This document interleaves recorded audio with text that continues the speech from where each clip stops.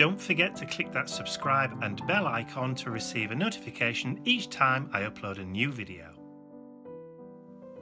Hi everyone, it's Mike here and welcome back to my YouTube channel. So we're starting a brand new year, which means a lot of us will be thinking about making some New Year's resolutions, in particularly eating healthier and possibly losing a little bit of that extra weight that we gained over lockdown last year and over Christmas. Like I did, I've turned into a proper lumpy old pongo. So at the moment I am suffering from a little bit of low self-esteem and a definite negative body image. So my art journal page today is going to reflect that. So today I'm going to be working in my 8x8 Dilutions Creative Journal. Still got quite a few pages left in this one, but I think I'm actually going to start off just by gluing two pages together just to give me a little bit of extra stability and, if you'll pardon the phrase, rigidity to work with. So let's just drop some of that glue down onto there. The previous page has already been glued down, so I don't need to do that. So all I'll do is just that will do. Okay. So the first thing that I want to do for my page today is to glue down an image. Now, I don't very often include photographs of myself in art journal pages, but when I thought about doing this page today, I thought I would do it a little bit tongue-in-cheek. So I took a photograph using my iPhone and my little electronic shutter thing that I've got that I use to turn on and off when I'm filming, and then I brought it into my Adobe Photoshop and then converted it into black and white and made it into a photocopy style image. And that was the image that I did. I told you it was a bit tongue-in-cheek, a bit framed. So that's the image that I'm going to use in my art journal today. So what I want to do is I want to grab some matte medium, if I can find it. I should have got this out prior or before to doing this. There we go. Talk about being prepared. Not. So I've got some matte medium. So I'm going to slap that down on the page. Generous proportions. Get a brush. I've got some kitchen roll already waiting, just to take off any excess water on my brush. There we go. And then just do a general or generous kind of paint about with that. There we go. And if you can hear some voices in the background, it's because Ian's downstairs recording a little bit for the new Steam Kitchen channel. Okay, we're all very busy today, so I'm going to just go over the top with that. Hopefully I won't get too many wrinkles or bubbles. There we go. And I've printed this image using our laser printer, not the inkjet this time. Currently we haven't really got that much room in our little office now for both printers, so the laser printer is the one that we seem to be using more than anything because we can do more with it.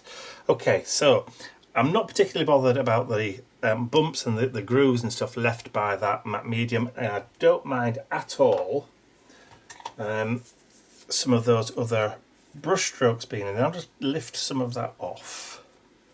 Leave those ones around the edges because they kind of give a little bit of a nice frame, and hopefully they may dry raised, which will be quite nice if they do. Okay, so first thing to do then is to get that dried off, and then I'll be back. My photocopy kind of image is now dry. Most of that matte medium has dried around the edges.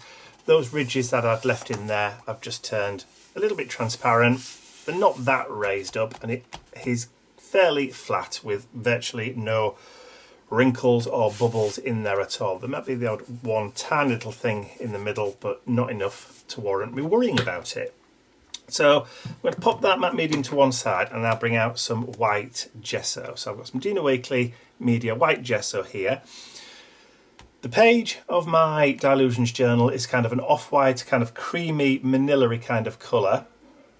But the paper that I've used to print my image of myself on is white. So what I want to do is just kind of even those tones out a little bit in the background. So I'm just going to grab some white gesso, and then I'm just going to go around the page just to kind of even that tone out a little bit. Doesn't matter where I pick the paint up from. I also want to just take it off that page a little bit, because I like to blend the left and the right pages together, and then just bring some of that paint around the edge, maybe even just go over the image of me a little bit and just kind of try and blend them in. It doesn't matter if you don't do this at all, because the next layers that I add will add colour over everything. So but I just want to make sure that I've got a similar sort of base before I even start. Then we'll just do some around the bottom, just a bit more of that at that side. Just feed that off. Paint that in there a little bit, and it just helps to add and blend everything together. So we'll just add some more of that down at the bottom, bring that gesso up a little bit just into the whiter areas and leave those darker areas as they are. And it will kind of dry a little bit further in the background, so it's not going to be completely stark white. It'll just kind of help to blend everything, like I said. There we go. So just go around, just add a little bit more in there. And maybe you could utilise a smaller brush, or I should have used a smaller brush, but what the heck. Okay. So just add that little bit of grounding in there just to help kind of blend it all together. So drop that brush back in some water, which I've got a little water pot just off to my right hand side. There you go. And then let's get this dried off, and then I'll be back again. So the gesso in that background is now dry, or it was. No, that was dry. That was already on my finger for some strange reason. So this time, or the next thing I'm going to add is some structure paste. So I've got some structure paste from Imagination Crafts, which is a UK company, but any other brands will do. And I'm going to grab a couple of stencils. I've got these two that are out already now. Used these on my Mission Inspiration page for January. I just never got around to putting them away. So they're here, so I'm going to use them. So I'm going to take some structure paste on my little spatula, and then just add some of that structure paste through the stencil.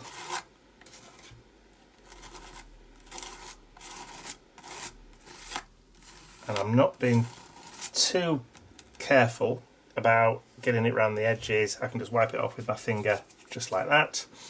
And of course some of the ink that I've used previously has now come off, but that's fine, don't mind that at all, because I'm going to be adding more colour over the top of this when it's dry. So I'm going to add a little bit more of that structure paste down here, down at the bottom, just to help blend those edges in. So I've got some there, and then I'll add a little bit more up here.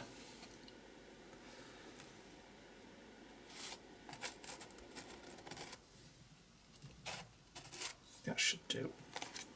And I like just to scrape it so that it just goes off, so you're not necessarily getting full patterns, if you know what I mean. So I'll just put it all over my fingers now. Look, this is not a clean page.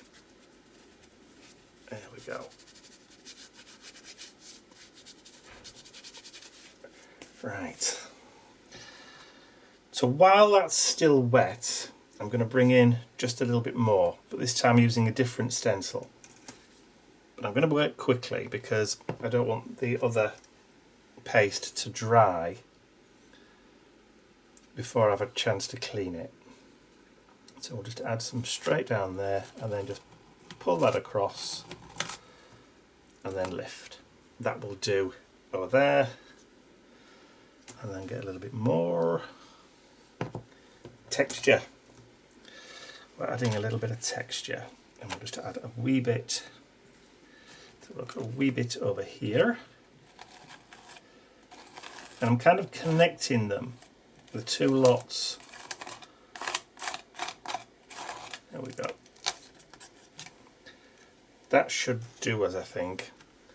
Don't think I want to add any more of that, so what I'll do is I'll just scrape off the excess, get everything cleaned up, clean those stencils before they dry, get this all dried off, and then I'll be right back once I've had a chance to have a bit of a tidy up. All the texture paste is now sufficiently dry, enough for me to be able to work on it. And as you can see, I've also got some protective cloths down because I'm now going to start making a bit more of a mess.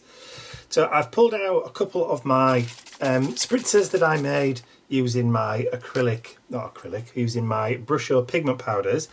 And what I'm going to do is I'm just going to spritz around the page using that green, the lime green, which is what I'm using now. And then just get a few of those drips in there and let it settle and work its magic into those nooks and crannies. But I can just add a little bit more kind of water just to encourage it a little bit more. And then I can move it backwards and forwards until I'm happy with the way that it's forming on the page and dripping into there. Now it's pooling a little bit in the middle here, that's fine, don't mind that.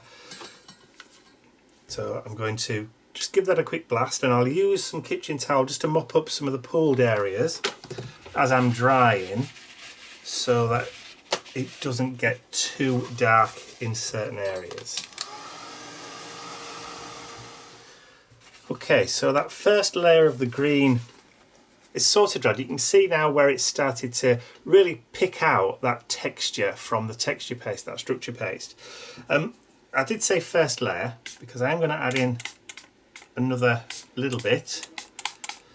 And I've chosen this lime green because it is a kind of sickly green, and that's kind of what I wanted. But I'm trying to keep it away from my face as much as possible, but I do want a little bit of that colour getting in there. I don't want to end up looking like the Hulk, but I do, fat chance of that happening obviously, no muscles, but anyway, I don't want my face completely covering in the green, but I just want to kind of blend that background in and have the colour coming in. I might just encourage a little bit more of that green just maybe in there. And then with a small paintbrush, maybe just diffuse a little bit of it out. Maybe that's not going to kind of work unless I give it some welly in there. That's probably better.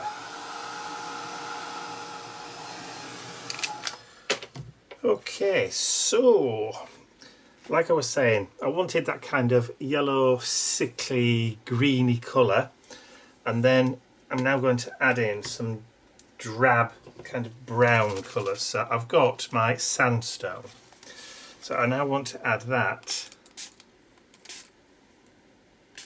just in a couple of areas, and we'll just let that sit and congregate for a little while. Just move the page so that we can direct where it's going. There we go, like so. A little bit darker there and along the edge, and maybe just a touch down here. I think we have to be careful about where that's going to go. Maybe a little bit too much there. Let's just lift some of that off.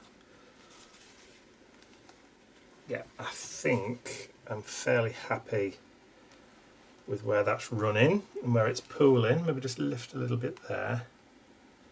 That'll do. And get that dried off. Right, now that the sandstone is dry and it's kind of pooled in those lovely areas that I kind of wanted it to, but one of the things about using spritzers and texture paste in this way is that you're never really sure how it's going to look. You can kind of coax, you can kind of try and maneuver it, but you never really get the same results twice. I mean, you could never really guarantee how the pigments are going to collect in certain areas or pool in certain areas. It's a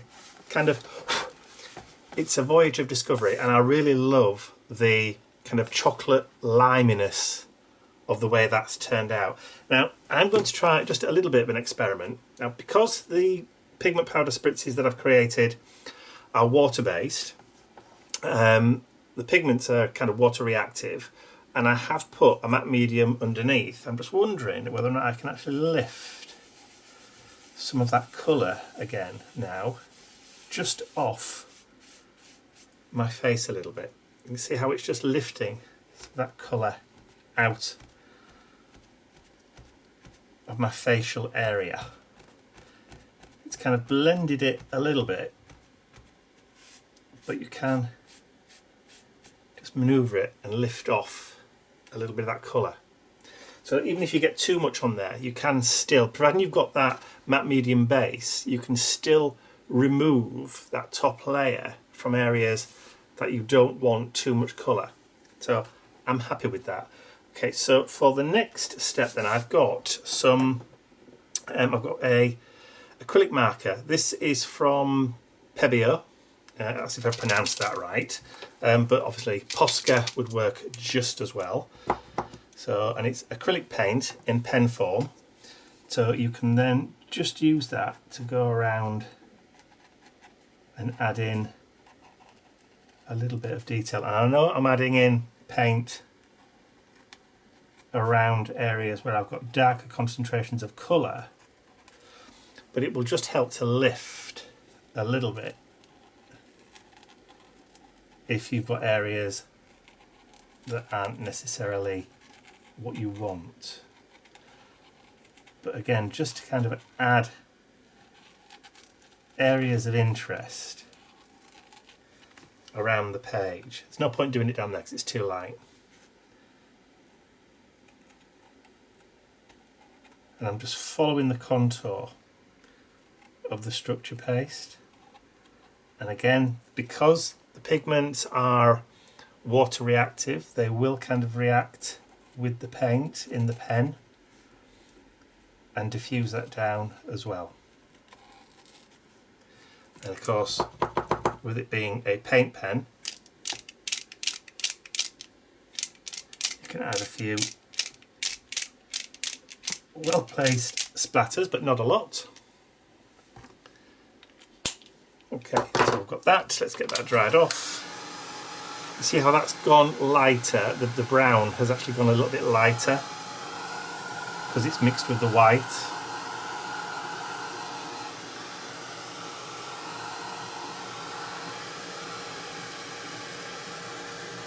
Almost kind of like disappeared.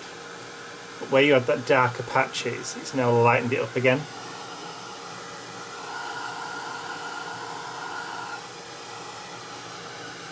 Almost like it's erased it. So it's blended in really well up there, and it's kind of vanished down here, just lightened up those areas that were a little bit too dark, but it's so subtle as to whether you think, well, actually, why bother? So yeah, so it's a choice. But that still would have been a bit too dark for me. I like this darkness up here, and I like the darkness here, and I really like the darkness there. It's really kind of grungy, which is kind of what I was going for. Okay, so the next thing I want to do is I want to start adding in some text. I want to start adding in some wordage. Now, I've printed off on my computer the word negative, which I want to add over here, just down there, just about underneath my chin. So what I'm going to try and do is I'm going to grab some glue. I want some proper glue. Where is it? There it is. And add that to the back. But before I do that, I want to go around the edges with a pen just to make sure there's no white raw edges visible. It's not totally necessary, but it's just something that I like to do, just to kind of helps finish off a little bit. And I'm right-handed, so I always turn the main image facing away so that if I slip, I go down the back, not the front. I learned that one a long time ago. Because if you do it that way and you slip, you end up ruining your image. And I've also got, that I printed off at the same time, some individual letters, just using the same font that I used, to just do some small kind of like, I won't say Scrabble tiles, because there's no points or anything on them, but just to create some individual letter tiles, if you like. And I like the font on this one because it's kind of like grungy and distressed, which is perfect for the type of page that I'm trying to create.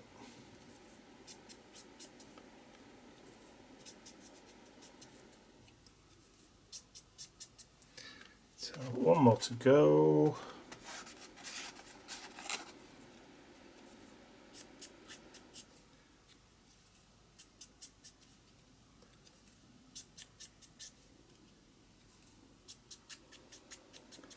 Okay, so I've got those. Let's get some glue on the back.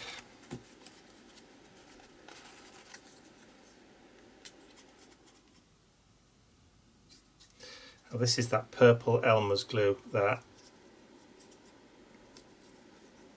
goes completely clear and transparent once it dries. So perfect for these kind of projects, particularly if you're not good with precision sticking.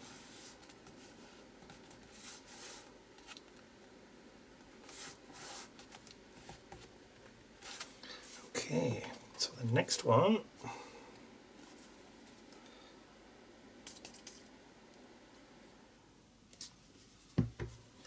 right, when I'm doing lettering like this, I always try and put the last letter down first, just to make sure I start off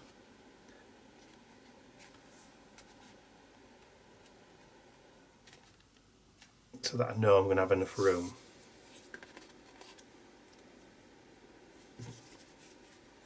And again, I could have gone with different glues or with double-sided tape or whatever. It's just personal preference, that's all it is. And like I've said before, just work with what you've got. You don't have to rush out and buy every product under the sun just in case somebody uses it. Just use what you've got.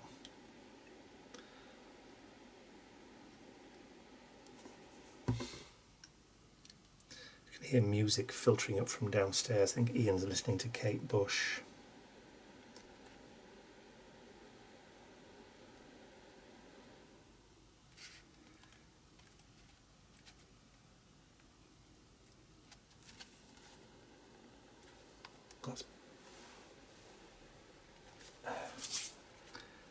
I was kind of hoping to try and get that lined up a little bit better. It doesn't have to be perfectly lined up, but as best as I can. Bearing in mind I am actually going over the top of texture paste as well.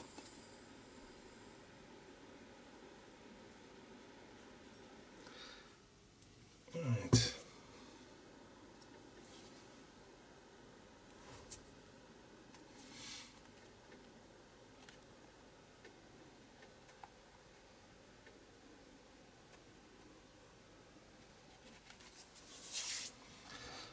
So I need to just have something weighty. That should do. Something like a paint pot, just to hold that down for the time being. And then we'll let that dry.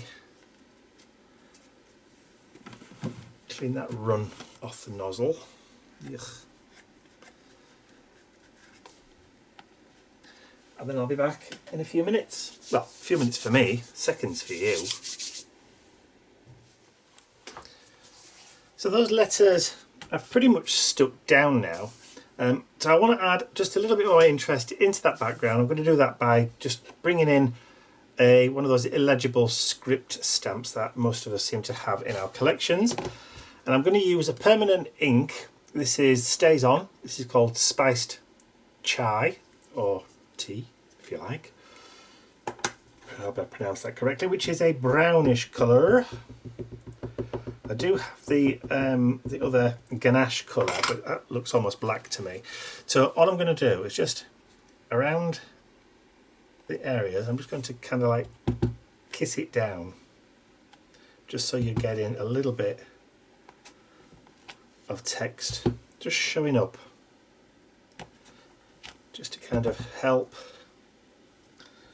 pull it together a little bit.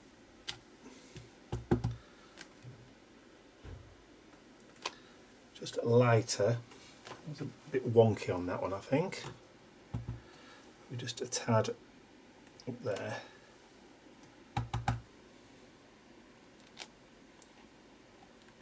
Just do it light. Doesn't have to be heavy. It just kind of helps pull it together a little bit. Just go over the top of your texture paste, because you've got that flat surface of the pattern. You can literally just stamp on top of it if you want to. Just really lightly. No, that's not picking up anything on there. I think I've not got enough ink on the stamp there, but that's fine. I don't want to overdo it, but I think I'm actually happy with that at the moment, because I've got those kind of sickly greens in there.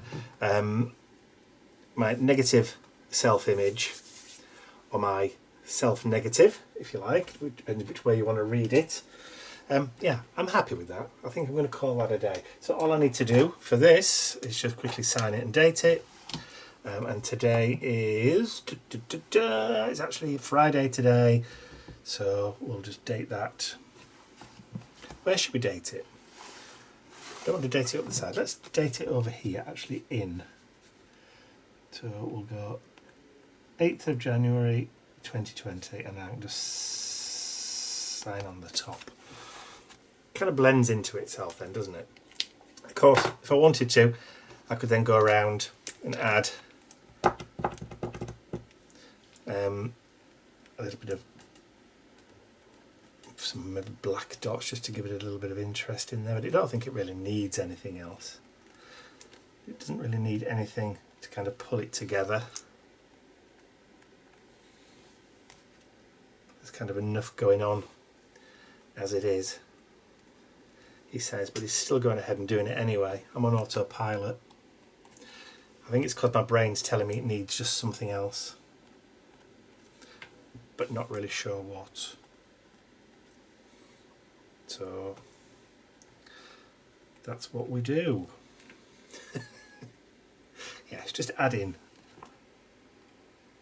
not a huge amount, but it's adding bits. It's adding something.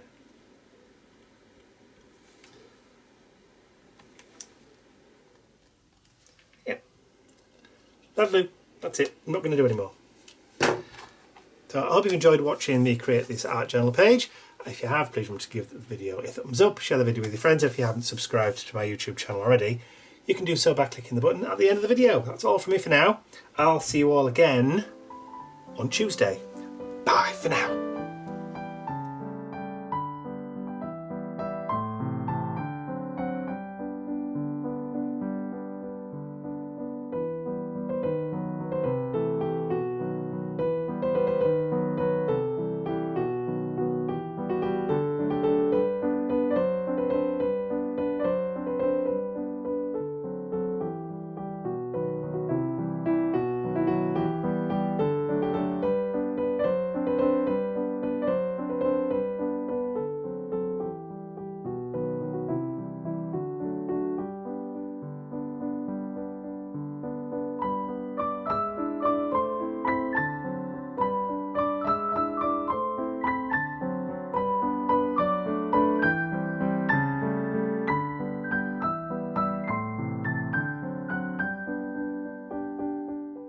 I'd like to say a huge thank you to all of my angels, because without you, these videos would not be possible.